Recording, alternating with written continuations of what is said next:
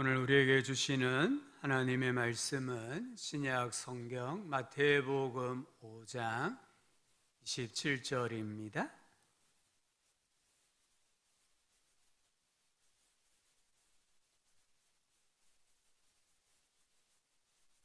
마태복음 5장 27절부터 32절까지 말씀을 교독하여 읽겠습니다. 또 간음하지 말라 하였다는 것을 너희가 들었으나 나는 너희에게 이르노니 품고 여자를 보는 자마다 마음에 이미 만일 내 오른 눈이 너로 실족하게 하거든 빼어내버리라. 내 백체 중 하나가 없어지고 온몸이 지옥에 던져지지 않는 것이 유익하며 만일 내 오른손이 하거든 내 백체 중 하나가 없어지고 온몸이 던져지지 않는 것이 오일러스되 누구든지 아내를 버리려거든 이혼 증서를 줄 것이라 하였으나 나는 너희에게 이르노니 누구든지 음행한 이유 없이 아내를 버리면 이는 그로 간음하게 하며 또 누구든지 버림받은 여자에게 간음함이니라. 아멘. 주님 안에서 한 주 동안 평안하셨습니까? 디모데후서 3장 16절은 성경의 기능을 이렇게 말씀합니다. 모든 성경은 하나님의 감동으로 된 것으로 교훈과 책망과 바르게 함과 의로 교육하기에 유익하다 했습니다. 성경은 우리에게 구원의 길을 가르쳐 주실 뿐만 아니라 우리의 삶을 교훈하시고 책망하시고 바르게 인도하시고 또 의로 교육하는 말씀이다라고 합니다. 오늘 예수님께서 우리에게 들려주신 이 말씀이 자칫하면 나와는 상관없는 말씀처럼 들릴 수도 있습니다. 아직 결혼하지 아니한 미성년자에게 그럴 수 있고요. 결혼했지만 이미 연세가 많으신 우리 교회 어르신들에게도 이 말씀이 크게 와 닿지 않을 수도 있습니다. 하지만 예수님의 이 말씀은 우리 시대에 가장 필요한 말씀입니다. 오늘 이 시대에 가장 적합한 말씀입니다. 우리 자녀 세대는 이 말씀을 경청하고 마음에 새기고 부모님들은 자녀들을 다음 세대들을 교훈하고 책망하고 바르게 지도하고 의로 교육하는 지침서로 삼아야 하는 말씀입니다. 우리 예수님께서는 구약의 율법의 가르침을 폐지하러 오신 것이 아니라 완전하게 하시기 위해 오셨다 하셨습니다. 그러면서 먼저 예수님은 살인하지 말라라는 6계명을 재해석을 하셨습니다. 형제에게 분노하고 욕하는 그 자체가 살인죄라고 하셨습니다. 오늘은 제7계명 간음하지 말라, 제10계명 내 이웃의 집을 탐내지 말라, 이 두 계명을 재해석하십니다. 오늘 말씀에 또 간음하지 말라 하였다는 것을 너희가 들었으나 간음을 말씀합니다. 간음은 결혼제도와 가족의 토대를 무너뜨리고 하나님의 계명을 범하는 큰 죄에 해당이 됩니다. 그러시면서 예수님은 나는 너희에게 이르노니 음욕을 품고 여자를 보는 자마다 마음에 이미 간음하였느니라. 예수님은 이 간음의 범위를 확대 해석하십니다. 음욕을 품고 여자를 보는 그 순간 이미 간음하였다. 여기 보다 이 단어는 단순히 눈으로 보는 것을 의미하진 않습니다. 이송이 지나가는데 그냥 눈에 보이는 거, 그것을 의미하지 않습니다. 이 말씀은 주의를 기울여 관찰한다, 이런 뜻입니다. 어떤 성적인 의도를 가지고 이성을 뚫어지게 쳐다보는 것을 말합니다. 성희롱이나 성추행 또는 스토크와 같은 것을 나타내기도 합니다. 우리가 이성을 탐하고 음욕을 품고 바라본다면 성관계를 하지 않아도 생각만으로도 이미 간음한 것이다 하십니다. 세상은 배우자가 다른 이성과 관계를 맺어야 간음했다라고 말합니다. 그러나 예수님은 마음까지도 감찰하시는 분입니다. 예수님은 간음은 타인의 명예를 침해하는 것이고 하나님이 세우신 결혼 질서를 파괴하는 것이다 라고 하십니다. 오늘 예수님은 우리들에게 도전하십니다. 이 시대의 정신에 순응하지 말아라. 이 시대가 아무리 간음을, 외도를 아름답게 미화시키고 포장한다 할지라도 저항하라고 하십니다. 결혼 생활을 소중하게 여기라, 가정을 건강하게 세우라고 주님 말씀하십니다. 오늘 세상에서 가장 위험한 곳이 가정이라고 합니다. 오늘 이 세상에서 가장 존중받지 못하는 제도가 결혼이라고 합니다. 신학자 하비 콕스라는 분이 35년 이내에 사라질 가치와 사상과 제도 중에 하나가 일부 일처제라고 예언했습니다. 우리 사회가 양성평등을 강조합니다. 반드시 강조해야 합니다. 또한 자유가 많아지고 평균 수명이 길어지면서 우리 마음에 한 사람과의 사랑에 만족할 수 없어, 이런 마음이 생긴다는 거예요. 불행히도 그의 예언이 적중되고 있지만 일부 일처제는 하나님이 정하신 창조 질서입니다. 결코 사람이 변개할 수 없는 하나님의 제도라는 것을 우리 신자들은 꼭 기억해야 합니다. 우리 예수님께서 이 건강한 가정, 건강한 결혼 생활에 얼마나 단호하신가를 보여줍니다. 29절 30절에 보면 예수님은 오른눈과 오른손을 빼고 잘라버리더라도 가정을 지키라고 말씀합니다. 우리 지체에서 가장 유용하고 가치 있는 것이 오른눈, 오른손입니다. 성경에도 하나님의 팔을 나타낼 때는 항상 오른팔이라고 말씀합니다. 이처럼 유익한 우리의 지체가 범죄의 도구가 된다고 한다면 과감하게 잘라내라, 과감하게 희생시켜라고 말씀합니다. 실족하게 하다, 이 단어는 걸림돌이 되게 하다, 방해가 되다, 오해하게 하다, 이런 뜻입니다. 나에게 건강한 가정, 온전한 결혼 생활에 걸림돌이 되고 방해가 되고 오해받게 하는 것이 있다고 한다면 그것이 내게 가장 유용하고 가치 있는 것이라 할지라도 한치의 후회나 주저함 없이 도려내라, 잘라버리라고 주님 말씀하십니다. 예수님의 이 말씀은 실제로 오른손을 잘라라, 오른눈을 빼어버리라, 그런 말은 아닙니다. 이 예수님의 이 말씀을 문자적으로 해석하고 받아들인 신학자가 있는데 제롬이라는 분입니다. 이분은 이 말씀을 따라서 거세했습니다. 거세한다고 해서 성적인 유혹을, 이성의 유혹을 받지 않습니까? 아닙니다. 평생에 거세했지만 이성의 유혹, 성적인 유혹을 받았다고 했습니다. 오늘 예수님의 이 말씀은 배우자에게 온전히 헌신하라, 이 말씀입니다. 외눈으로 외팔로 한 배우자에게 헌신하라고 말씀합니다. 그만큼 결혼 생활은 지켜야 할 가치가 있는 하나님의 제도라는 것을 말씀합니다.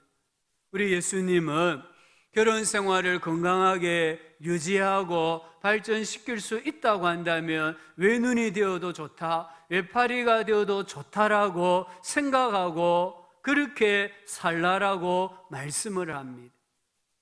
우리 장로교 교리 표준인 웨스트민스터 신앙고백서 제24장은 결혼과 이혼에 대한 장입니다. 여기서 우리는 이렇게 고백합니다. 결혼은 한 남자와 한 여자 사이에 이루어진다.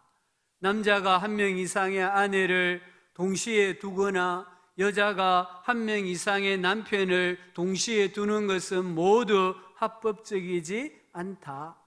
결혼은 남편과 아내가 서로 도우며 적법한 자녀를 통하여 인류를, 거룩한 자손을 통하여 교회를 왕성하게 하고 부정을 막기 위해 제정되었다라고 고백을 합니다. 결혼은 일부 일처제라는 거예요. 이것은 아무리 시대의 정신이 일부 닫혀 또는 한 사람만으로는 만족할 수 없다라고 이야기한다 할지라도 우리 교회와 신자들이 지켜야 하는 결혼의 제도입니다. 또한 대교리 문답 제138문은 하나님께서 7계명에서 요구하는 의무가 무엇입니까? 이겁니다. 여기에 보면은 몸, 생각, 감정, 말, 행동에 있어서 순결함이며, 이 시대 정신과 얼마나 다릅니까? 이 시대 정신은 단지 어떤 실제 이루어진 결과를 두고 말하지만 우리 대교리 문답은 예수님의 해석을 따라서 몸과 생각과 감정과 말과 행동에 있어서 순결함이며 우리 자신과 다른 사람의 순결을 보존하는 것입니다. 눈을 비롯하여 모든 감각을 조심하고 절제하며 순결한 교제를 유지하고 복장을 단정하게 하는 것입니다. 심지어 우리 복장까지도 단정하게 하라는 요구가 7계명이라는 거예요. 제139문은 제7계명에서 금지하는 죄는 무엇입니까? 입니다. 이 질문에 대한 답은 요구된 의무를 소홀히 하는 것 외에, 즉 하나님께서 지키라고 말씀하신 것을 소홀히 하는 것 외에 간통, 음행, 강간, 근친상간, 남색, 모든 비정상적인 색욕들입니다. 역시 세상은 여기에 대해서는 동의합니다. 그런데 우리 신앙 고백은 더 나아갑니다.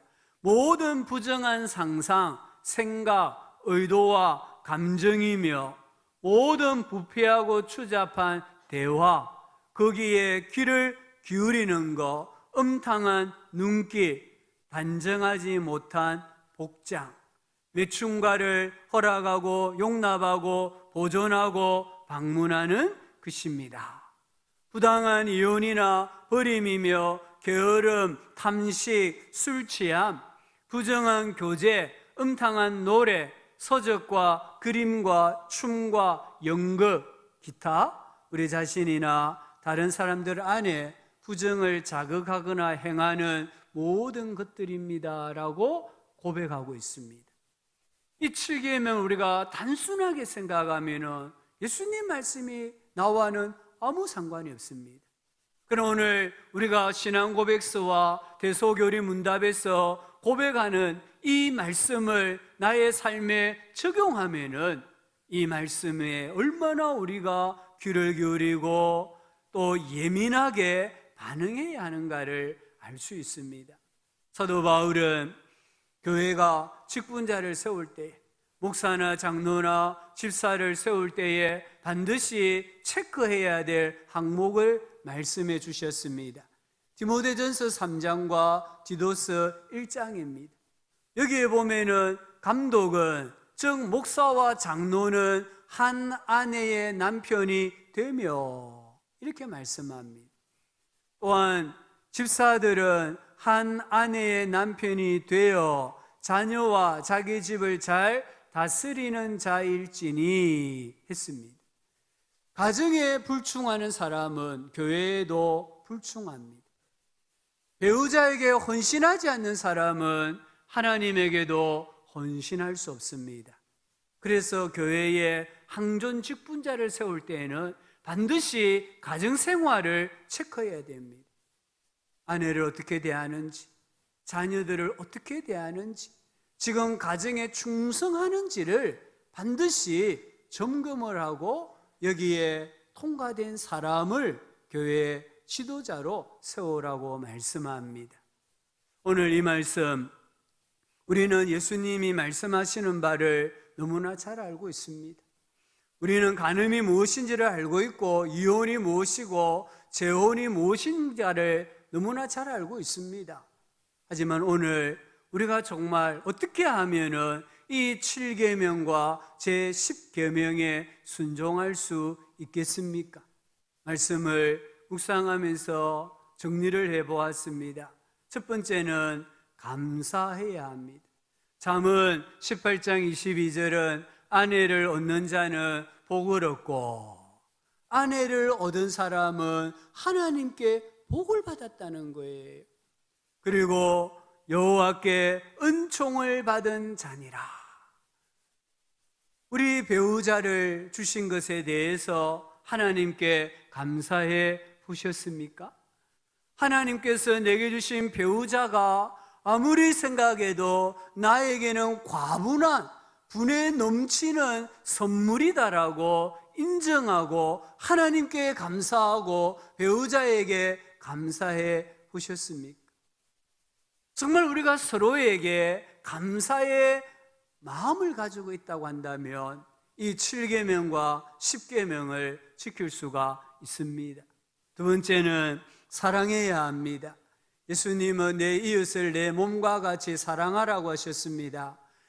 여기 이웃이 누굽니까? 가장 가까운 이웃이 누굽니까? 자기 배우자입니다. 요한일서 4장 20절은 누구든지 하나님을 사랑하노라 하고 그 형제를 미워하면 이는 거짓말하는 자니 보는 바 그 형제를 사랑하지 아니하는 자는 보지 못하는 바 하나님을 사랑할 수 없느니라. 여기 형제가 누굽니까? 물론 혈육일 수 있습니다. 또 교회 안에 성도들일 수 있습니다. 여기 형제에는 자기 배우자가 포함이 됩니다. 내가 배우자를 사랑하면 하나님을 사랑하는 것입니다. 하나님을 사랑하는 자는 배우자를 사랑하게 되어 있습니다. 역으로도 마찬가지입니다. 배우자를 미워하는 사람은 하나님을 사랑할 수 없습니다. 하나님을 사랑하지 않는 사람은 배우자를 사랑할 수 없는 거예요. 여러분, 사랑이 무엇입니까? 고린도전서 13장 7절에 사랑은 모든 것을 참으며 모든 것을 믿으며 모든 것을 바라며 모든 것을 견딘다고 했습니다. 여기 핵심적인 단어는 모든 것입니다. 정말 내가 배우자를 사랑한다면 배우자의 모든 것에 대해서 참고 믿어주고 기다려주고 인내한다라고 말씀을 합니다. 기적의 학교라는 영화가 있습니다. 터키 영화입니다. 터키의 어느 산간 마을에서 일어난 이야기입니다. 이 마을에는 전기도 없고 수도도 없습니다. 버스도 다니지 않는 오지입니다. 이 마을에 학교가 세워지면은 이 모든 것을 정부에서 다 해주게 되어 있었습니다. 그래서 주민들은 마을에 학교를 지어주고 선생님을 보내달라고 청원을 했습니다. 그 청원이 30년 만에 이루어져서 한 교사가 자원하여 그 마을에 부임을 합니다. 그러나 그곳에 학교가 없었습니다. 이 선생님은 사비를 들여서 학교를 지었습니다. 아이들을 다 오라 해서 공부를 가르치고 글자를 깨우치기 시작합니다. 이 마을에 촌장이 있는데 이 촌장에게는 6 아들이 있었습니다. 그 중에 한 아들은 장애인이었습니다. 말도 못하고 다리가 휘어졌고 팔도 몸에 달라붙어 있었습니다. 아버지가 선생님에게 이렇게 말했습니다. 이 아들은 내 마음의 산이다. 봄과 여름을 한 번도 경험해 보지 못한 산이다. 무슨 말이에요? 마음의 짐이라는 거죠. 이 아들에게 소망이 없다는 것을 나타내는 거예요. 그런데 이 선생님은 이 장애를 가진 촌장의 아들을 사랑합니다. 그리고 학교에 와서 이미 성인이지만 글자를 깨우쳐주고 아이들이 놀리면은 나무라고 이 장애를 가진 이 아들을 인격적으로 대우해 줍니다. 어느 날 아버지가 앙카라에 볼일을 보러 갔다가 한 사람을 한 괴한으로부터 구출해 줍니다. 그래서 이 사람이 은혜를 갚겠다고 하면서 만약 당신에게 아들이 있다고 한다면 내가 딸을 드리겠습니다 합니다. 이 촌장이 말합니다. 내 아들은 장애인입니다. 그러자 마음만 장애인이 아니면 좋습니다. 그렇게 해서 결혼을 합니다. 이 신부가 신랑이 좀 장애가 있다는 건 알고는 있었지만 실상 만나보니까 자기의 생각을 초월하는 그런 장애인인 거예요. 그럼에도 불구하고 신랑을 씻기고 먹이고 입힙니다. 시어머니에게 말했습니다. 이 사람은 내 남편이고 아버지고 내 아들입니다. 그런데 동네 사람들의 이 조롱과 비웃음을 견딜 수가 없었습니다. 하루는 편지를 남기고 부부가 마을을 떠납니다. 선생님도 마을을 떠납니다. 7년이 지나자 이 마을에 아주 멋있는 자동차가 한 대 들어오고 있었습니다. 이 자동차에서 선생님 부부가 내렸습니다. 그 다음에 한 소년이 내렸습니다. 그 다음에 한 남자가 내렸습니다. 아버지 마음의 산이었던 장애를 가진 아들이었습니다. 근데 그 아들이 똑바로 걷습니다. 몸도 뒤틀리지 않았습니다. 입도 똑바로 되어 있었습니다.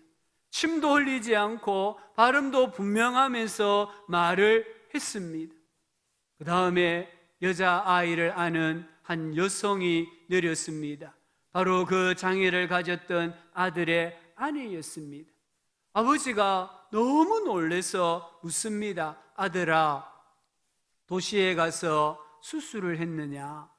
아들이 대답합니다. 아닙니다. 아버지, 사랑에 푹 빠졌어요. 이 비난과 비웃음이 있는 마을을 떠나서 이 부부가 올바르게 생활했을 때, 사랑을 마음껏 주었을 때에 장애가 치료가 되었다는 거예요. 어떤 약도 쓰지 않았고 어떤 수술도 하지 않았지만 부부가 서로 사랑하고 서로 위해 주었을 때에 장애가 치유가 되고 두 자녀를 낳는 그런 기적이 일어났습니다. 그래서 이 영화의 영어 제목은 더 미라클, 기적입니다. 오늘 갈라디아서 5장 13절 14절에 보면은 오직 사랑으로 서로 종노릇하라 했습니다. 우리 성도님들 가정에서 배우자와 자녀들을, 부모들을 내가 종이다 생각하고 사랑으로 종노릇 해보시기 바랍니다. 내가 가정에서 종노릇 할 때에 모든 율법의 말씀을 다 이룬다라고 말씀하고 계십니다. 세 번째는 기도하시기 바랍니다. 배우자의 허물과 약점이 있으면은 기도하십시오. 이삭과 리브가가 결혼은 했지만 자녀가 없었습니다. 그때 남편 이삭은 기도했습니다. 창세기 25장 21절에 이삭이 그의 아내가 임신하지 못하므로, 이 임신하지 못한다는 말은 여성의 수치잖아요. 그 가문에서 쫓겨날 수 있었잖아요. 이런 수치와 허물이 보였을 때에 이삭은 어떻게 합니까? 그를 위하여, 아내를 위하여 여호와께 간구하며 여호와께서 그의 간구를 들으셨으므로 그의 아내 리브가가 임신하였더니. 몇 년을 기도했을까요? 26절에 보면은 리브가가 그들을 낳을 때에 이삭이 60세라고 했습니다. 20절에 보면은 이삭은 40세에 리브가를 맞이하여 아내를 삼았다고 했습니다. 무려 20년 동안 이 아내의 수치와 허물을 보면서 하나님께 그녀를 위해서 기도했던 사람이 이삭이라는 거예요. 그 남편의 기도를 하나님이 들으시고는 아내의 수치를 감싸 주신 거예요. 그래서 아들을 주셨잖아요. 오늘 우리 남편들이, 아내들이 정말 배우자의 허물이 눈에 보이면은 어떻게 해야 됩니까? 하나님 앞에 기도하셔야 돼요. 언제까지 기도해야 됩니까? 그 허물과 수치가 감사질 때까지 기도하고 또 기도해야 됩니다. 네 번째는 귀히 여기시기를 바랍니다. 빌립보서 2장 3절에 보니까 각각 자기보다 남을 낮게 여기고, 배우자를 나보다 더 낮게 여기라는 거예요. 이 배우자에게도 나보다 훌륭한 점이 있다, 뛰어난 점이 있다, 잘하는 점이 있다, 이렇게 인정을 하라는 거예요. 데살로니가전서 4장 4절에 각각 거룩함과 존귀함으로 자기의 아내에 대할 줄을 알고 존귀함으로 배우자를 대하라고 합니다. 히브리서 13장 4절은 모든 사람은 결혼을 귀히 여기고 침소를 더럽히지 않게 하라. 자기 배우자에게 충실하라는 거예요. 베드로전서 3장 6절 7절에 사라가 아브라함을 주라 칭하여 순종한 것 같이 아브라함이 좋은 남편이었을까요? 사라는 아브라함 때문에 늘 행복했을까요? 우리가 성경을 통해 알지 않습니까? 이 남편 아브라함은 자기 살겠다고 주랭랑 쳤던 남편입니다. 못난입니다. 자기 살겠다고 아내를 누이라고 속이고 팔았던 그런 정말 못난 남편입니다. 근데 그 남편을 향하여서도 사라가 주님이라고 불렀다는 거예요. 주인님이라고 불렀다는 거예요. 더 읽어보면은 그를 더 연약한 그릇이요 또 생명의 은혜를 함께 이어받을 자로 알아 귀히 여기라. 여기 더 연약한 그릇, 아내는 더 연약한 그릇입니다.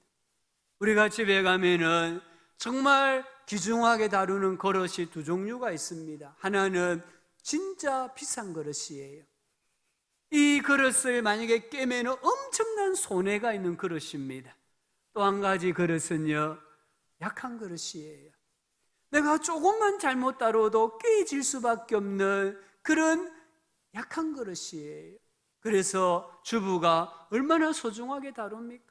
남편이 아내를 대할 때에 나보다 더 연약한 그릇이다라고 생각해야 됩니다. 비록 아내가 여장부와 같고 아내가 내가 할 수 없는 일을 척척척 해낸다 할지라도 아내는 하나님께서 연약하게 만드신 거예요. 그래서 남편들이 아내를 대할 때에 나보다 더 연약한 그릇이다 생각하고 소중하게 다루어야 됩니다. 또 어떻게 말씀합니까? 이 말씀을 어쩌면 아브라함에게 하시는 말씀인지도 몰라요. 아브라함, 너 아들을 얻고 싶느냐? 이 아들을 얻으려고 하면은 사라를 귀히 여겨라는 것입니다. 생명의 은혜를 함께 이어받을 자로 알아서 귀히 여기라. 오늘 우리가 서로의 배우자들을 귀히 여기셔야 됩니다. 어떻게 귀히 여길 수 있습니까? 배우자를 멸시하지 마십시오. 배우자에게 분노하지 마십시오. 분노와 멸시는 친밀함을 철저하게 파괴합니다. 파국을 맞이하는 결혼 생활에 공통점이 있습니다. 서로 분노하고 서로 멸시합니다. 상대방에게 있는 어떤 약함이나 부족이나 허물을 가지고 멸시하고 분노합니다. 이 멸시와 분노는 악순환이 됩니다. 마음의 상처가 잘 지워지지 않습니다. 결국에는 속이 곪잖아요. 곪으면 터집니다. 터지면은 결국에 결혼 생활은 파국을 맞이하게 됩니다. 두 번째는 사고 미축하셔야 됩니다. 사랑합니다. 고맙습니다. 미안합니다. 축복합니다. 이 말을 해야 될 때가 있으면은 그냥 지나가지 말고 서로에게 여보 사랑해요, 여보 미안해요, 여보 고마워요, 여보 축복해요, 이런 말들을 할 때에 상대방은 나는 귀히 여김받는 사람이구나 이렇게 생각을 하는 거예요. 세 번째는 서로에게 헌신하셔야 됩니다. 헌신이 무엇입니까? 다른 사람을 원하는 것을 차단하는 거예요. 다른 사람이 어떤 방식으로든지 자기 자신을 주려고 하는 마음을 철저하게 차단시키는 게 헌신입니다. 이런 유머가 있지 않습니까? 여성분들이 명품 백을 들고 다니는데 이게 명품인지 짝퉁인지를 구별하는 방법 중에 하나가 비가 올 때입니다. 비가 올 때에 백을 품에 안으면 명품입니다. 그런데 머리에 쓰면 짝퉁입니다. 집에 가서 백을 장롱 속에 잘 보관하면 명품입니다. 근데 집에 들어가자마자 백을 던져버리면 짝퉁입니다.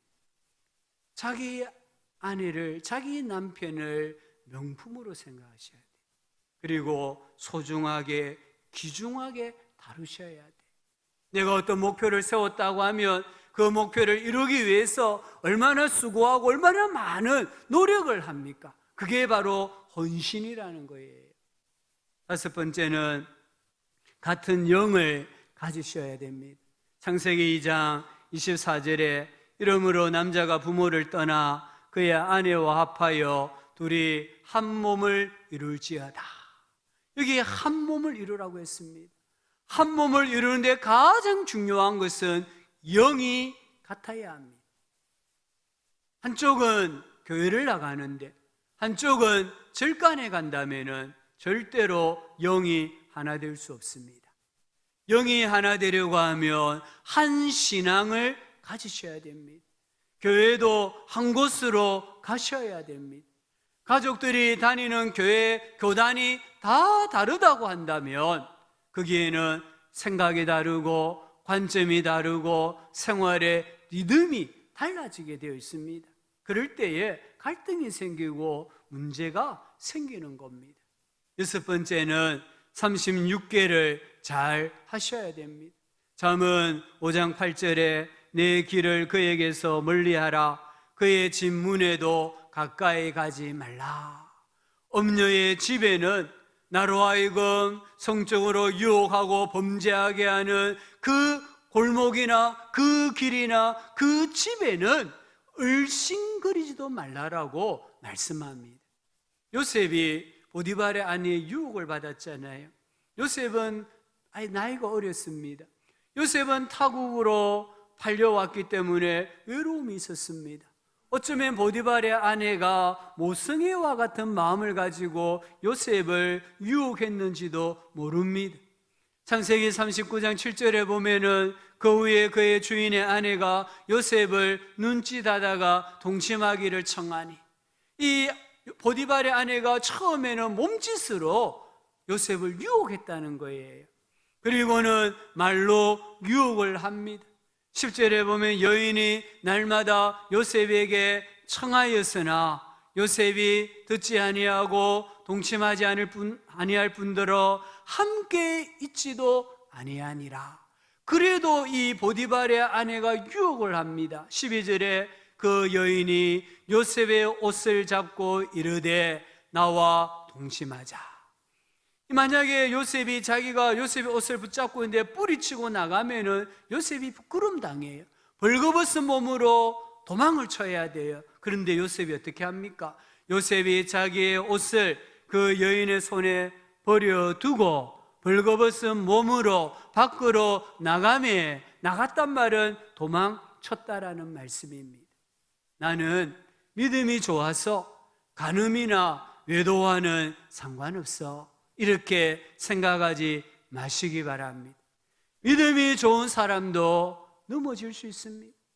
믿음이 좋은 사람도 100% 죄인입니다. 믿음이 좋은 사람도요, 혼자 있을 때에 인터넷 포르노 영상물에 접근할 수 있습니다. 불건전한 채팅을 할 수 있습니다. 사교교에 가서, 동창회 가서, 계모임에 가서 이 유혹 앞에 넘어질 수 있습니다. 이성의 성적 유혹이 오면은 요셉처럼 도망쳐야 합니다.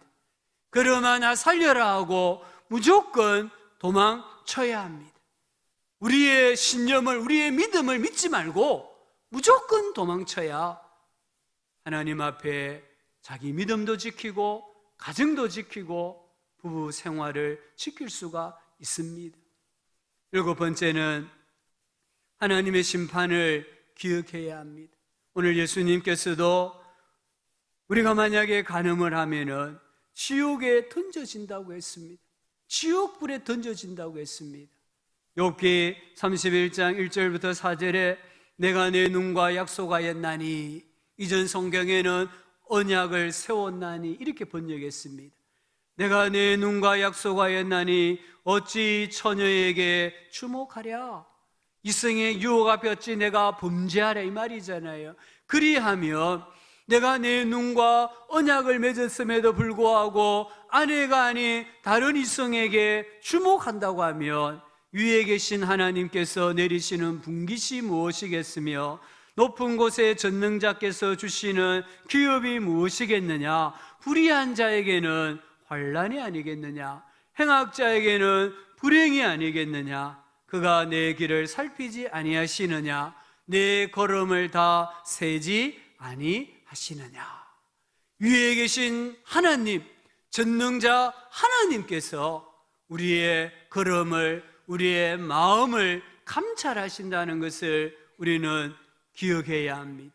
그래서 하나님의 이 심판을 기억하고 우리의 눈과 언약을 맺어야 되고, 한번 맺은 언약은 죽을 때까지 지켜야 한다는 것을 꼭 기억하셔야 합니다. 8번째는 먼저 하나님을 생각하시기 바랍니다. 9번째는 하나님의 말씀을 붙드시기를 바랍니다. 10번째는 영적 분별력을 고하시기를 바랍니다. 잠언 5장 3절에 보면 대저 음녀의 입술은 꿀을 떨어뜨리며 그의 입은 기름보다 더 미끄러우나. 이게 성적 유혹이 겉으로 드러나는 모습이에요.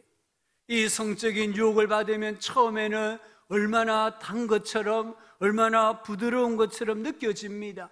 그런데 나중은 결과는 쑥같이 쓰고, 여기 쑥은 독쑥입니다. 독쑥이기 때문에 먹으면 죽습니다. 두 날 가진 칼같이 날카로우며 그의 발은 사지로 내려가며 그의 걸음은 스올 무덤으로 나아가나니. 이 엄난의 죄에 빠지면 망하고 죽는다는 거예요. 아무리 달콤해 보이고 아무리 미끄러워 보여도 거기에 빠지면은 망하고 죽습니다. 아십니까? 독을 가지고 있는 것은 공통점이 전부 다 화려합니다. 뱀도 독이 있는 뱀은 화려합니다. 꽃도 독이 있는 꽃은 화려합니다. 버섯도 독이 있는 것은 화려합니다. 화려하기 때문에 따먹는 거예요. 그러면 어떻게 됩니까? 죽는 거예요. 우리가 하나님 앞에 영적인 분별력을 구하셔야 됩니다. 내가 이렇게 하면은 결과가 어떻게 될 것이라는 것을 볼 수 있는 영적인 분별력을 구하셔야 됩니다. 11번째는 애통하고 온유해야 됩니다. 마태복음 5장 4절 5절에 애통하는 자는 복이 있나니 그들이 위로를 받을 것이며. 우리가 이 세상 죄에 대하여 애통해야 합니다.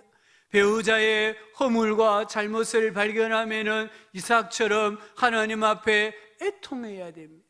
내가 애통할 때 하나님께서 위로를 주십니다. 이 위로가 무엇입니까? 배우자로 인한 감사입니다. 배우자로 인한 기쁨입니다. 가정이 온전해지는 것입니다.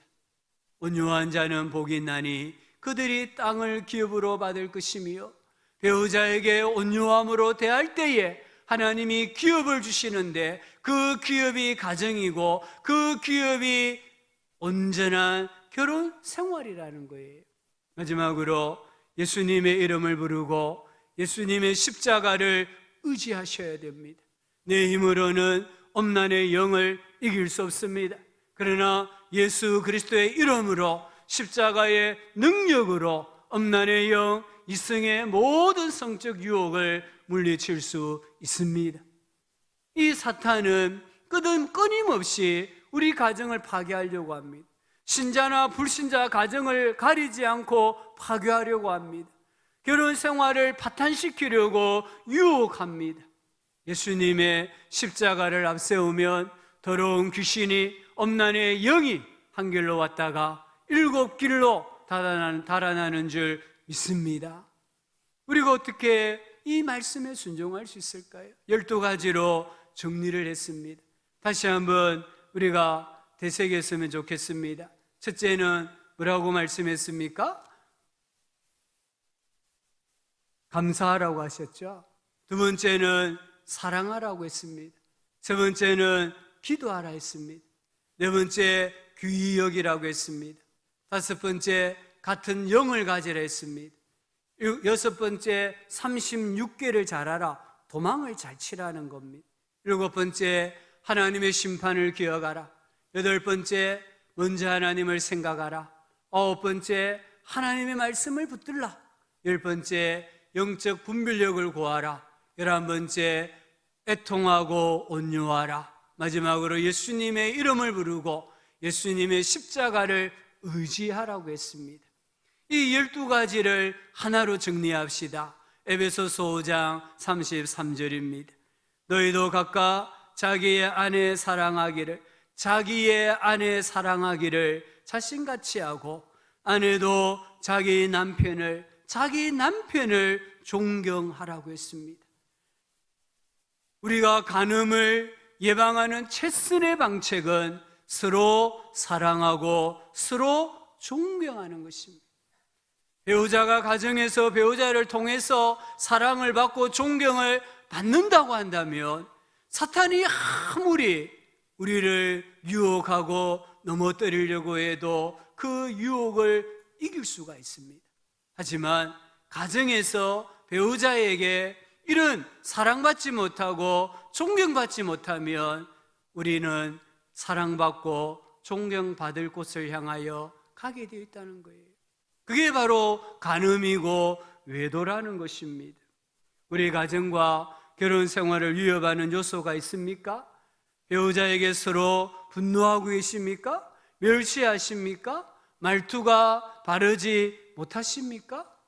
타인의 남편과 아내와 비교합니까? 서로에 대한 불만이 있고 원한이 있고 마음에 상처가 있습니까? 오늘 예수님의 말씀처럼 잘라 버리시기 바랍니다. 내가 잘라낸다고 해서 자동적으로 완전해지는 건 아니에요. 우리가 잘 알지 않습니까? 노름하시는 분이 타짜란 영화를 보면은 나는 앞으로 노름하지 않을 거야 하고 손목을 잘랐습니다. 노름하지 않습니까? 아닙니다. 시간 지나면 발가락으로 노름합니다.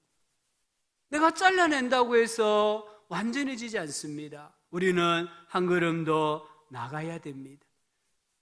신자들은 배우자의 잘못, 부족함, 허물이 보이면요 분노하고 멸시하는 것이 아니라 애통해야 됩니다. 왜 그렇습니까? 부부는 한 몸이잖아요. 아내의 허물은 곧 내 허물입니다. 아내의 수치는 곧 내 수치입니다. 이 수치를 가지고 허물을 가지고 하나님 앞에 애통할 때에 우리는 온전해집니다. 온유함으로 대하시기 바랍니다. 한 배우자에게 죽도록 충성하시기 바랍니다. 이때에 엄난의 영, 분리의 영이 떠나갑니다. 오늘 이 예수님의 말씀을 해당이 되지 않는 분들은 지침서로 삼아야 됩니다. 오늘 이 예수님의 말씀이 혹시나 우리 마음에 조금이라도찔림이 된다고 한다면 예수님께 용서의 기도를 드리시고 배우자에게 용서해달라고 말씀을 드리시고 삶을 온전히 회복하셔야 됩니다. 오늘 예수님께서는 우리에게 가정에 배우자에게 온전히 헌신하는 부부가 되라. 어떤 희생을 치르더라도 건강한 결혼, 건강한 가정, 건강한 관계를 포기하지 말라라고 도전하십니다. 이 도전은 시대의 정신과 정반대입니다. 하지만 오늘 교회와 우리 성도님들이 예수님의 도전에 온전히 순종할 때에 이 사회를 지킬 수 있고 세상의 소금과 빛으로 나타나게 된다는 것을 꼭 믿으시고 주의 말씀에 순종하는 우리 모든 성도님들 되실 수 있기를 예수님의 이름으로 축원합니다. 아버지 하나님, 오늘 저희들에게 시대 정신과 정반대되는 말씀을 주셨습니다.